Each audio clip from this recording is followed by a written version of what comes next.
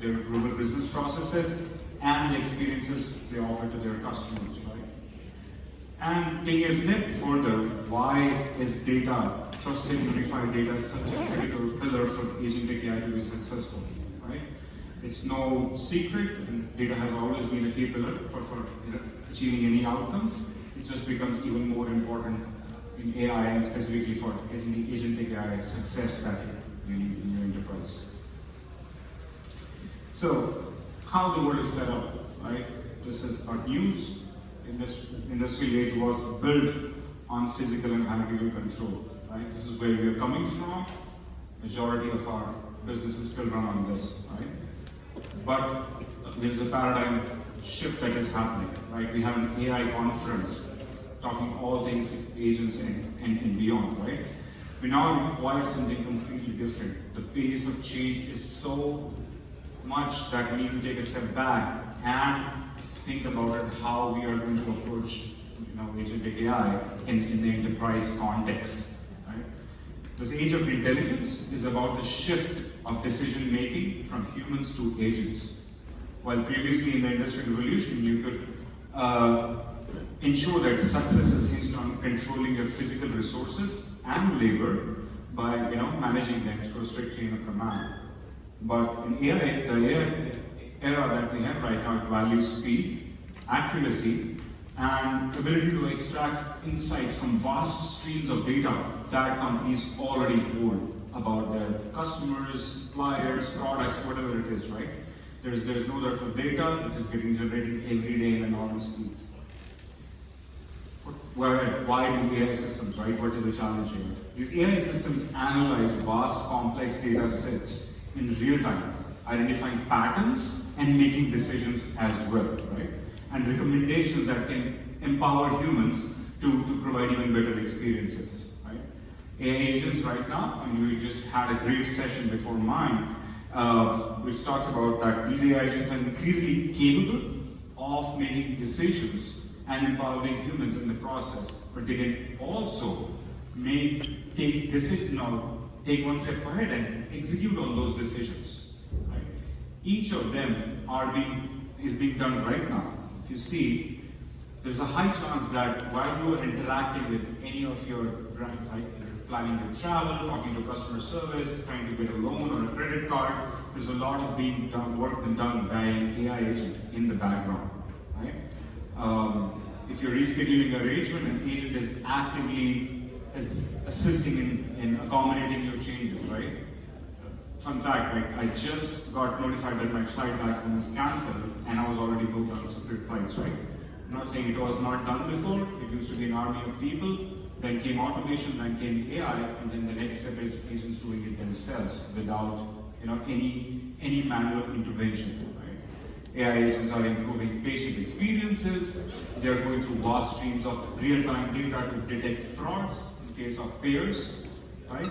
So, regardless of industrial use case, there is a tremendous amount of investments companies across the world are doing right now to do agentic AI that will power their next sort of business automation, right?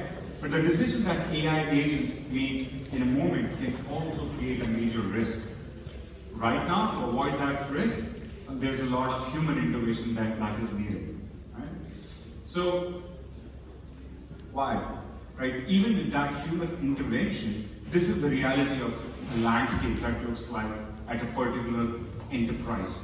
Right? The biggest companies in the world have hundreds of legacy systems, SaaS applications, cloud data warehouses, data lakes, and all of that. Everyone is generating data. Everyone is creating a data silo. Right? There's not a single version of truth. We don't know the data getting consumed by your call center or your marketing engine is the same. Is it current? Is it stale? Do you know about your customers before even reaching them? Right? This is only getting worse. Now IDC predicts that there are on an average 350 systems at any large to extra large enterprise are there, right? Imagine if everybody starts deploying agentic applications, that will reach 10 times, 4,000 or 5,000 applications. That will again generate data. Everybody will generate a customer data, but nobody will have a unified view of their customer. Your customer processes are going to become even more complex. But this is what we call as data debt, between the difference between the data that you already have, but what the data that you actually need to derive any agentic outcomes. That is the biggest difference here, right? This brings us to the next first rule of data intelligence. The conversation in every boardroom right now, the top customers we talk to, analysts we talk to, is about how to scale AI for impact, right? Everybody's investing in AI. It is getting easier. The technologies are supporting it. But if you have to have human in the loop for every single action, decision, or execution that AI is taking, then the process cannot be trusted and you are not getting that scale. The key to build that trust is trusted data. Trusted high quality data will mobilize AI across the enterprise. Right? This is where Reltio comes in. Reltio injects trust. How? By unifying data across disparate systems, legacy systems, apps, data lakes, whatever it is, right? Reltio's customers bring in data from 60, 80 different sources and unify that into Reltio. You have to realize that data unification is not just aggregation, right? Reltio Data Cloud combines data from so many sources, cleanses it, enriches it, unifies it, and to produce really high quality and governed enterprise grade data products, right? So now you have gotten the data from across your enterprise, you spent effort, time, energy in unifying it. What do you do next? You have to configure your data like a neural network, right? Data cannot be seen in isolation. You cannot just look at customer data and say, oh, I'm going to get some agentic outcomes based on that, right? But what are your customers doing? What are they buying? What are they complaining about? What are they liking about your brand? Those are also the data points that will go and help an agent to know much more about your customer and then take the right decision or execute based on that, right? For that to happen, you need your data to be extremely context-rich, right? What do I mean by context? Let's look at it, right? So what we mean by context is you have to enrich your data by as much information as you possible. Let's take an example of a customer. It could be customer in a retail sense, right? Who that customer is, where do they live, who are they related to, who all are in their household, right? What interactions or transactions they have done with you. What purchase orders are there, what sales orders are there, what customer service tickets, what are they complaining about, what are they talking about on social media. They're visiting your websites, checking out which products, right? All of these are transactions. Bring everything together, unify everything into the most rich context that you can provide. We just heard, right, how AI agents work. They will take this data and then based on this rich context, they will provide you summaries, they will provide you recommendations, they will provide you next best action. And if there's no human in the loop, they will take that best action. But for that decision or that next best action, you need this much context-rich data, right? So we provide, in fact, this trusted unified data becomes a semantic layer. We understand everything about your data, and then we activate it via agents. The third part is the advantage comes from converting data into action, but speed matters here, right? We have unified the data, we have enriched it with a lot of context. How do we activate it? How do we make sure that it is available in the hands of every employee in your organization, or it is available to any system of context, any point of engagement, any mobile app? Is the speed, right? That's what matters. It's not about who has more data, right? It's about who moves it faster, moves it in real time, right? Ability to act on data will become the real differentiator when it comes to reaching out to more customers, finding more efficiency, detecting more fraud, finding better offers for your consumers. That is going to be extremely critical. So this is where we move beyond data unification to data delivery, right? Having a data delivery network that can deliver the most up-to-date, real-time, trusted data to your agentic processes or your regular systems of engagement is going to be a true differentiator. The Lightspeed Data Delivery Network does that exactly for you. Any data in Reltio can be made available anywhere the globe under 50 milliseconds, right? Hyper performance, real-time speeds, 50 milliseconds is impossible, hard to beat there. Doesn't matter where your data centers are, you will replicate nodes all across cloud regions globally and make this data available, whether it's a mobile, your own mobile app users or your storefront, POS for a retailer or a corporate buyer anywhere across the globe will be able to use Reltio Data Delivery Network to access that data 50 milliseconds or less. And the final rule, what we want to talk about is how do you drive this transformation within your organization, right?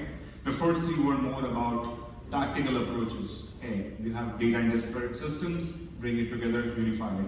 Second, add as much as context is needed. Third, use the technology to make it available globally at light speed, right? But how do you start this transformation, right? If you see a few years ago, most of organizations started on the journey of digital transformation, right? That is still going on. And suddenly there is this wave of AI transformation that has started, right? This cannot be sequential. They will run together. They will perform, they will drive the results. You cannot wait for digital transformation to be complete to start working with AI, right? So what is it? Invest in an enterprise-wide logic where you start with data, select a single use case, right? And start building for it. Whatever use case you can think of, like whether it's customer service or promotions in retail, anything, right? Look where your data is, combine it, create your single source of customer data product, and then activate it across your enterprise. And pick up the next domain, then third one, then fourth one, right? Pick up a use case. It's important to consider that data assets are the most important to get started with, and with them you can unlock and drive impact always. Right? This is one of the examples how Reltio customers, you can see at the bottom, some of the biggest worlds in the world are doing it right now, right? You created your trusted marketing profiles, right? And then these are all the different lines of businesses as well as different business outcomes that customers are achieving. But if you see, for a single enterprise, if you have a single unified view of your customer, you can use the same view for a marketing process, for a sales process, for a finance process, risk and compliance, service and support.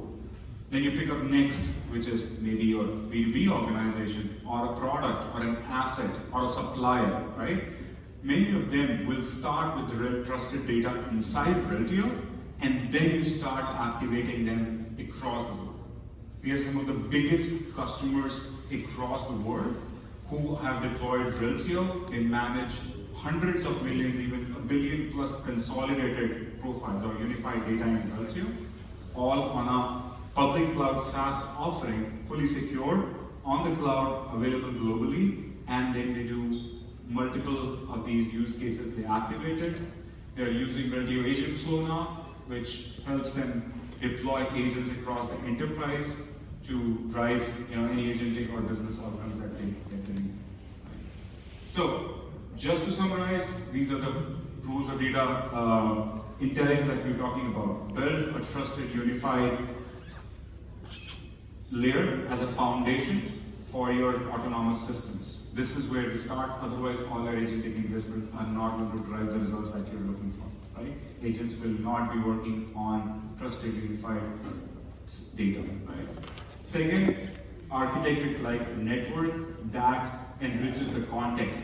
Bring in as much as context, relate to other profiles, bring interactions and transactions, not just fact data, but behavioral data as well, is key, right? Third, put in technologies and platforms in place where this data can be accessed anywhere across the globe, and then just get started. Pick up a use case and then activate it, in your enterprise. Yeah, no more. I know towards the end of the conference, but we have presence here, booth 34, and yeah, that's all for me. Thanks for your time. Thanks for coming. Thank you very much. And we have some time for the questions. If I can have a mic here on the first row, please. Yes, it's coming to Seth. Hi. So building a consolidated data view, for example, the data modeling itself, logical data model becomes a very big challenge. So do you have any tips or any experience on that? Absolutely. So, two-part to it. So, what we do at Reltio is that we have pre-built industry data models for, let's say, financial services, insurance, banks, life sciences, healthcare, as well as broad markets, B2B, B2C, supplier products, right? Which is built all by industry standards. So, Reltio customers start from there. And the second part is the platform is built in a way that we support canonical data models, right? Which simply means that you can start with a domain and limited attribution, and then you can add it. Adding more attribution or adding new domains in Reltio does not need that you have to add new columns to a database, right? It's a simple modeling that you do, and the platform takes care of the rest. So if you look at Reltio documentation, which is open and public, you will see industry-specific data models already defined that we have built with our years of experience with working with customers in all these industries, and we constantly start from there. So no Reltio customers ever start from scratch or from zero. We already have these models built, and they can easily enhance from there without writing a single line of code. Thank you, and we have a question here on the next slide.